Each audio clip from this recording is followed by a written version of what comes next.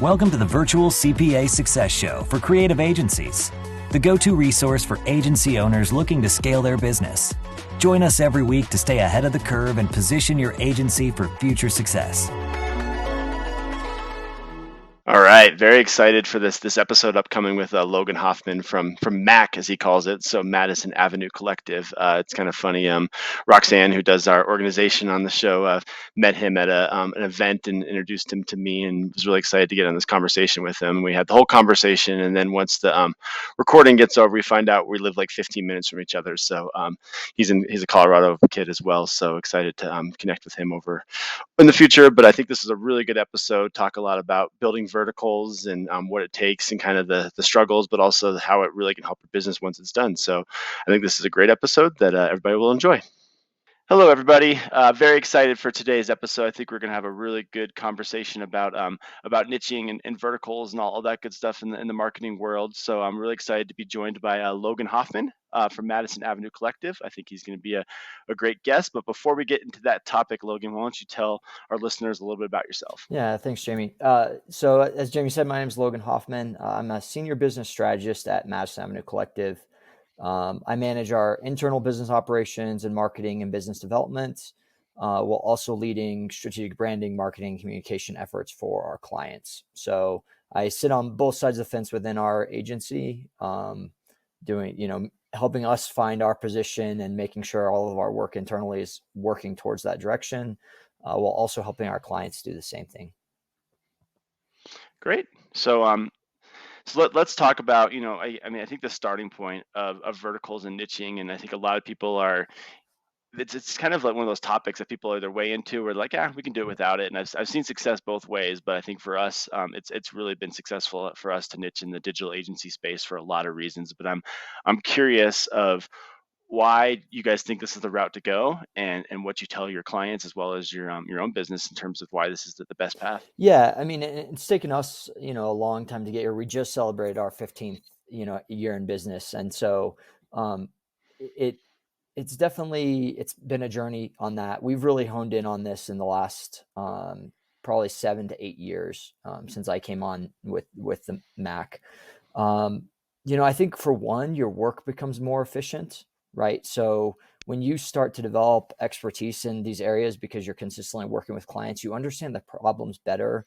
Sometimes you can predict their problems before they even bring them up to you. And so your work for them becomes more efficient and more effective, and your clients see more value in it too, right? Which, when you're more efficient from a business standpoint, it allows you to operate on higher margins, right, at the same rates. I also think you spend less time in business development. So from a searching for client perspective, you already know where to look, and your clients are also already sort of looking for you, right? They want someone that understands them. So when they're searching for an agency, or in your case, a CPA firm, they're not just typing in a digital agency, right, or CPA firm. They're typing in CPA firm for agencies, right? Right. And so you close that gap on the business development front as well.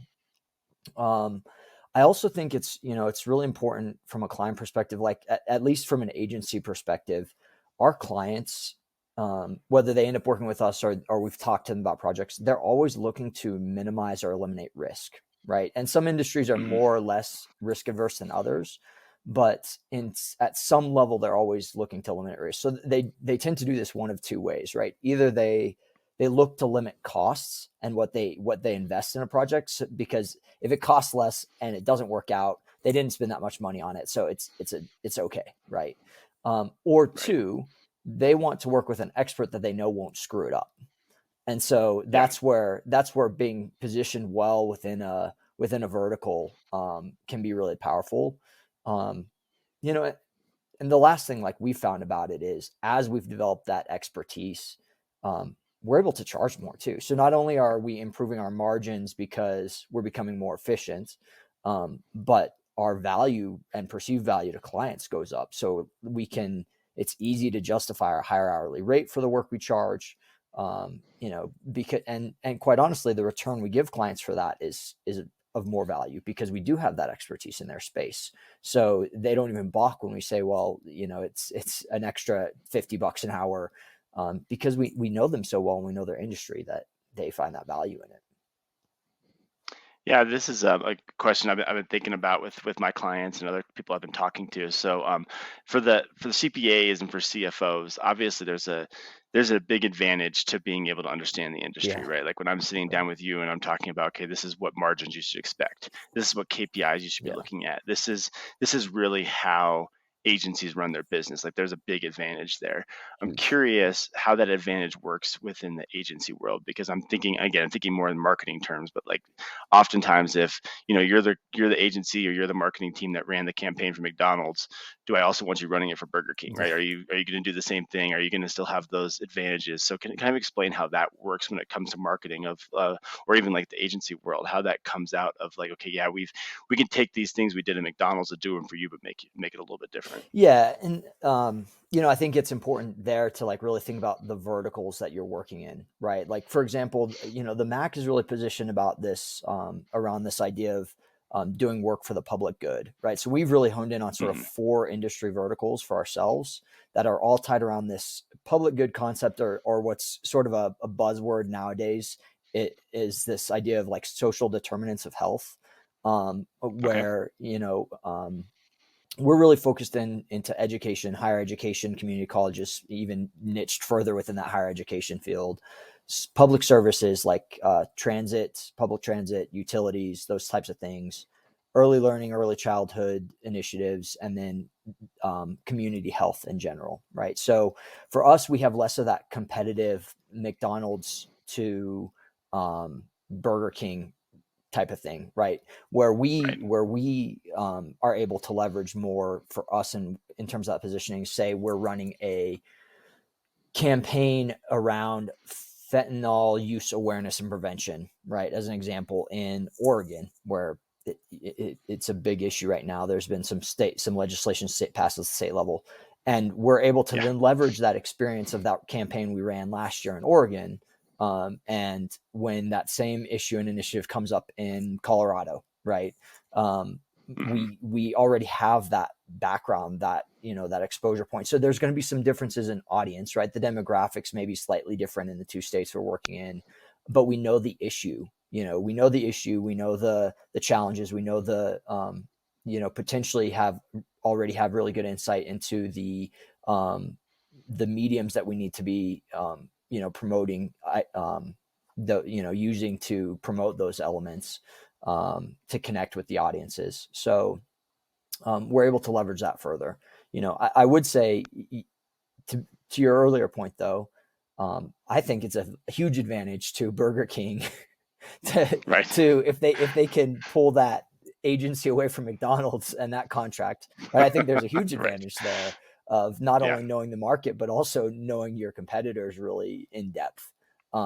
Certainly like from our perspective as an agency, we're very careful about that, right? If we're working with one client in a space that is a clear competitor of another's, then, we won't touch that contract. I think that's part of agency ethics in general, and that's maybe a little bit different than a CFO type role that you all fill, where it's a needed service for all. And just because you're giving me good advice doesn't mean you're giving my competitor bad advice, or vice versa, right? Right.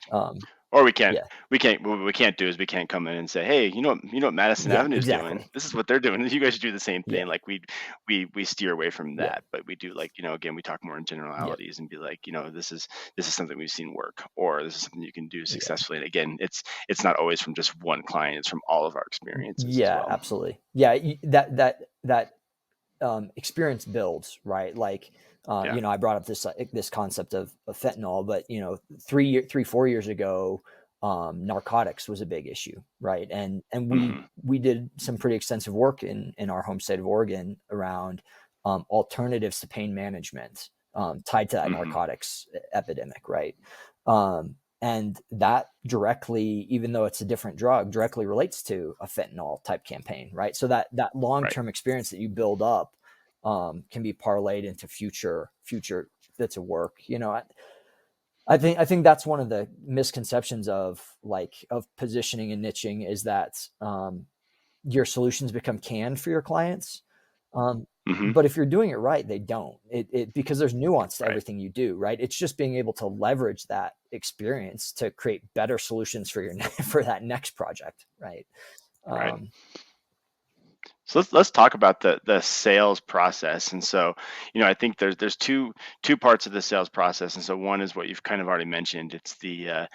It's the Google search, right? If I go in and search, CPA firms, agencies, like we're going to come up first, and that's going to give us a little bit of advantage going into that mhm, sales process. So talk a little bit about that, but then also you still have to close the deal. And mhm. so when this is kind of what you talked about before, is like you have to be able to be in that sales call and talk about your experience and say, I think, we've worked on ABC, which is similar to what you guys are experiencing, and this is how we could take that knowledge. So you can kind of talk about, you know, both separately and then kind of how they work together. Yeah, for sure.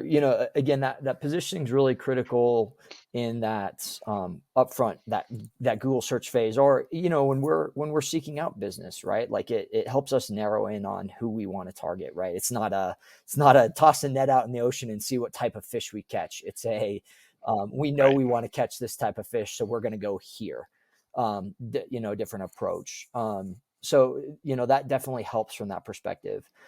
Within the spaces that we work in, there are the RFP process is still pretty prevalent. So in some ways we have to lean into the sales processes and procurement processes that our clients have to follow. Hmm. We work in this public good space, so um, we intentionally don't target nonprofits because I don't think nonprofit is a vertical, right? Like Yeah. you can Right. be, It's so diverse. yeah, yeah. And some people try and position it that way, but it's really not. And we Right. can have clients doing public good, serving these areas that are for-profit organizations, right? But they still For identify sure. themselves in that. So some of our clients have to go through this RFP process. They don't have a choice because they're working with public funding. And in that case, it part of that business cycle becomes knowing how to effectively communicate through writing and have position carry that positioning forward into your RFP, and then getting in those conversations. I do think once you get into those conversations that you said, it is critical um, to be able to have done your research ahead of time on the client themselves, understand what their problems are, and then identify with them, and talk about the solutions you brought to others that are very similar to theirs. And in the case of an RFP, a lot of times they tell you exactly what their problems are, right? They tell you my website Right. my Yeah. website's not WCAG or WCAG compliant right now, and we have a major issue with that because we're in this public space, or we have this major campaign and we have no clue how to run it and we need an outside expert, right? They tell you that straight up. So in some ways, Yeah. like if you're good at communicating and good at helping them understand that you've done this before and you understand their issues, it can be a really easy sell once you get to that position. And we're there with a couple of verticals we work in, like that early childhood space.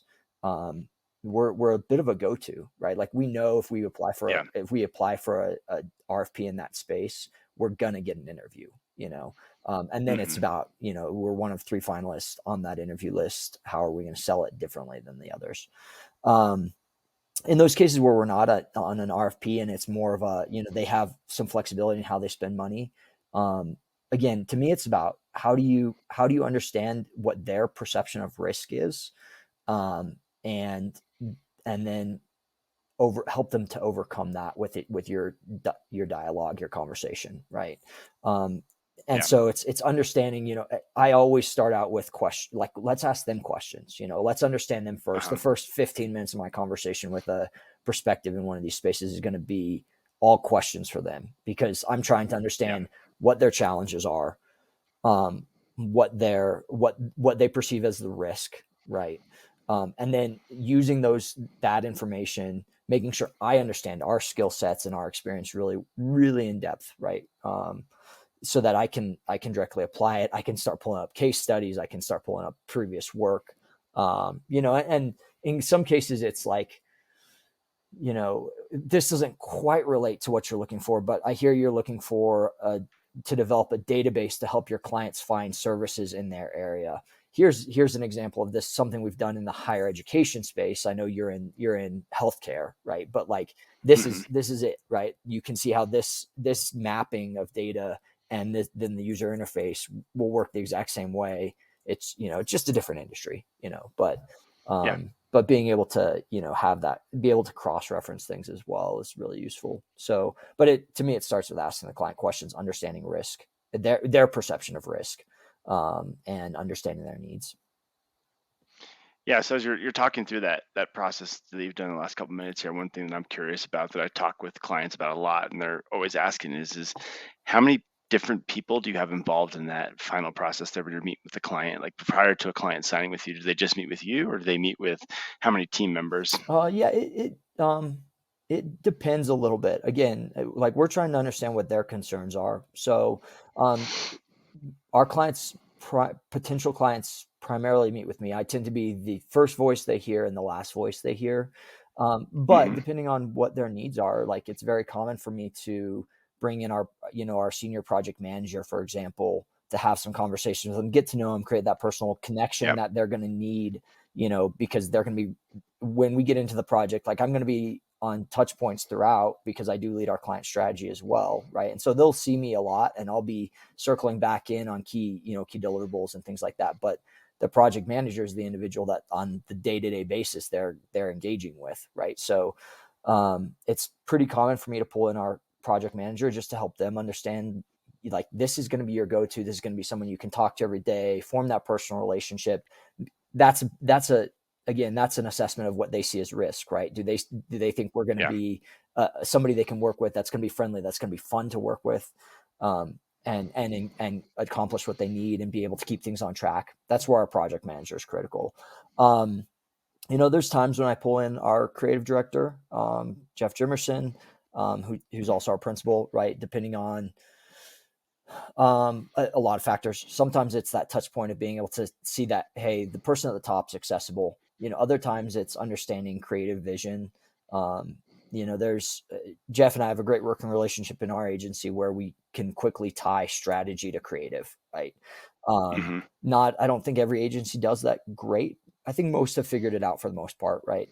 But understanding how that connection works can be important for some clients. Again, it's an assessment of risk. So for us, it's dependent on client needs. But we try and keep that lean, right? And I think most of our clients respect that, because that's, at the end of the day, that also shows them we're thinking about how we use their time, just like we're thinking about how we use our time throughout projects. Yeah, there's definitely a fine line there. Like you don't want them meeting so many people that they're confused. They're like, okay, who does what? Why did I meet Bob again? What's the point of me meeting Bob? But you also want to make sure they understand who they're going to be working with and what the relationship's going to look like. So, I think that's a really good point. So my next question is, at Summit, we did a really good job establishing the agency space, right? And we, part of it was organic and part of it was luck. And there was a lot of things that went into us, like really putting our foothold into this space. And so what we're tasked with now that we're part of Anders is, okay, do it again. Let's find another industry where you guys can do it again. And so I think what we've done is we've gone back and documented what we did in the agency space. We put some plans together and said, okay, how are we going to make this work in 2, 3, 4 spaces as we try to grow? So I'd love to hear what your advice would be to us as we're trying to go into these other industries and what we should be thinking about. Yeah, certainly. I think finding your position and niche can be difficult. I think there's sort of, like, as I think about it, there's probably really 3 ways of doing it, right? One is that organic sort of let me back that up just a little bit. I think the first opportunity that happens most of the time when you really niche is you bring experience to the table.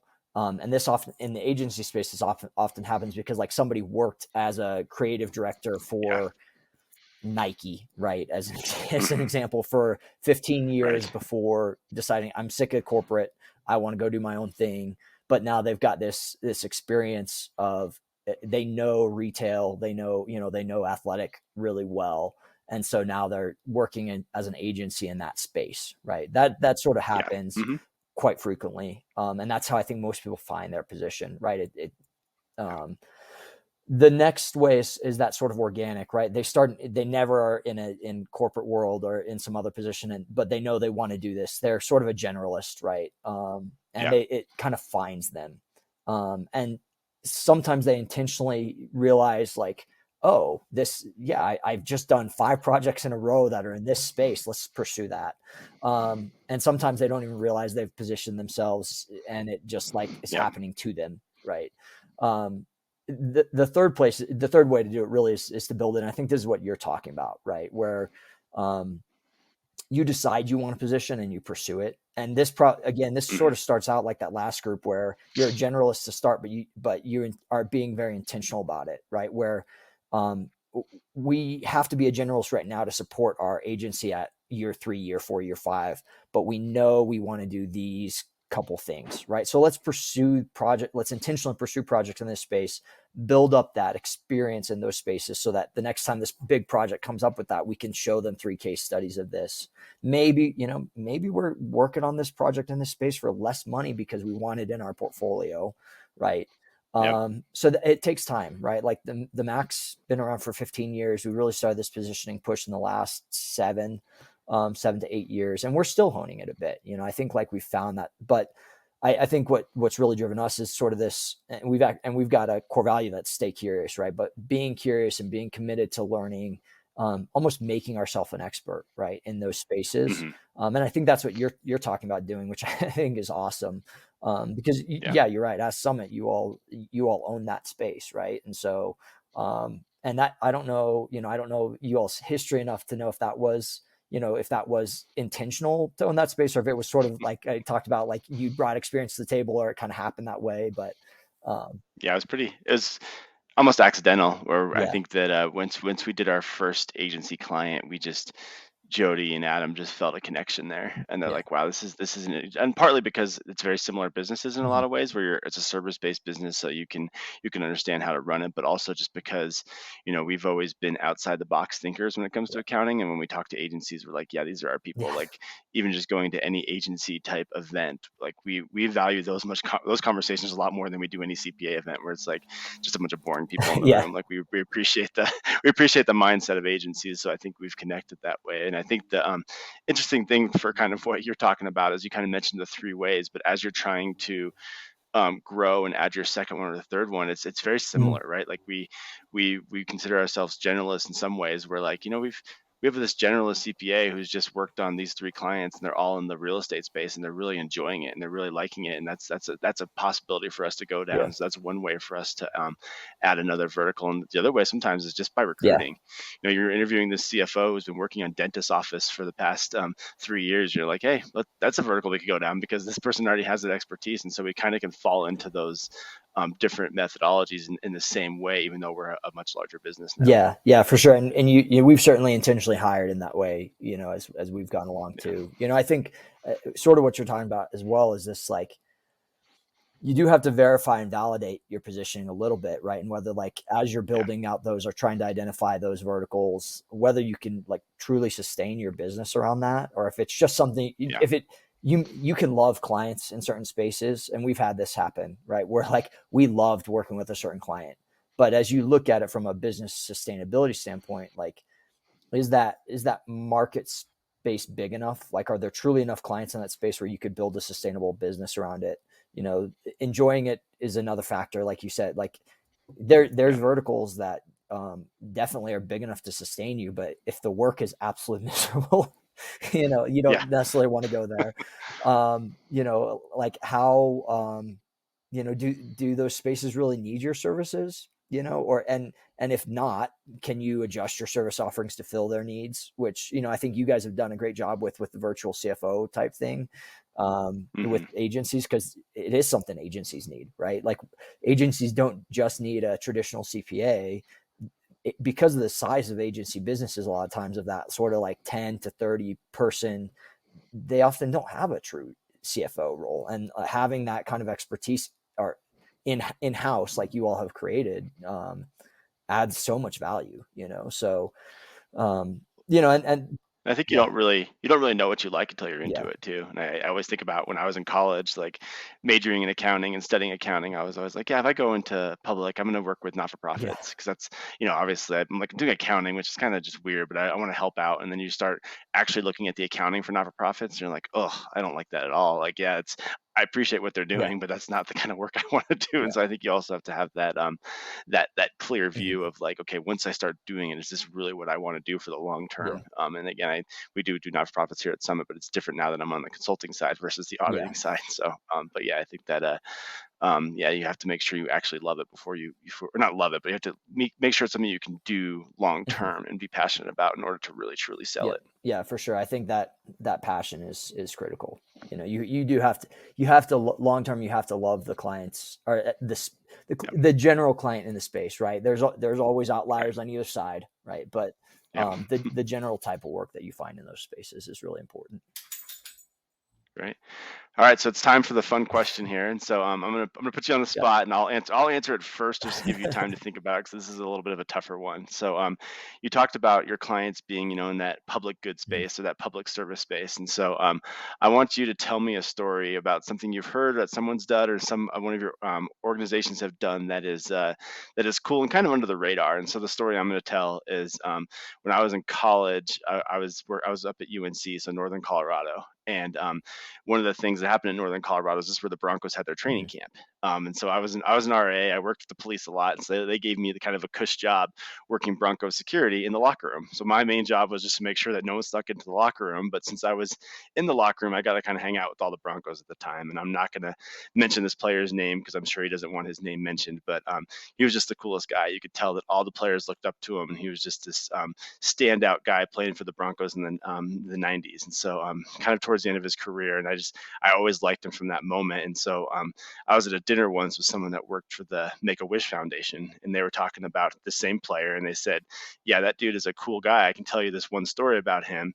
We were at a dinner for a Make-A-Wish Foundation thing, and there was this kid there who was a huge Bronco fan, had all his Bronco gear on, and this player went up to him, kind of whispered in his ear, and then just walked away. And this person that I was talking to, so I went up to him and said, "What did he tell you?" And he said, "Not much, but he gave me this." And he holds up the player's Super Bowl ring.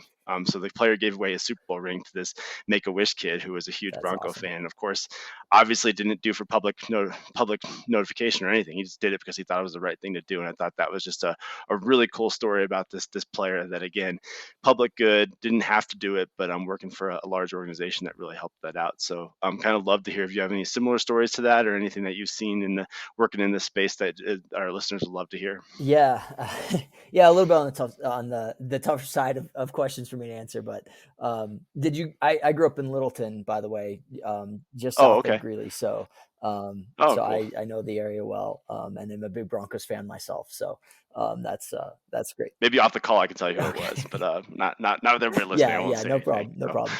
Um, yeah, I mean, it is hard. We work with a lot of great organizations, and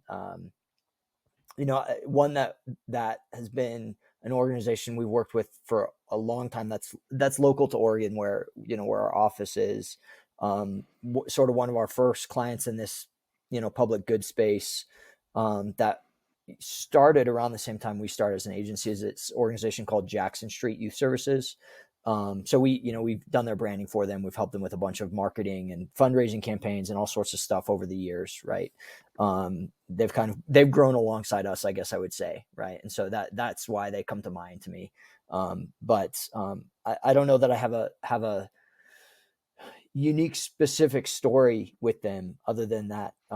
They really do fit this public good space Hmm. that we fill, and serve a large 3 county, 4 or 5 county region here, providing housing to homeless youth. They're always thinking outside the box with the initiatives they do, and how they got into the community, and find these kids and provide housing and connect with donors. In the last 3 years alone, they've renovated 2 large housing facilities for these youth.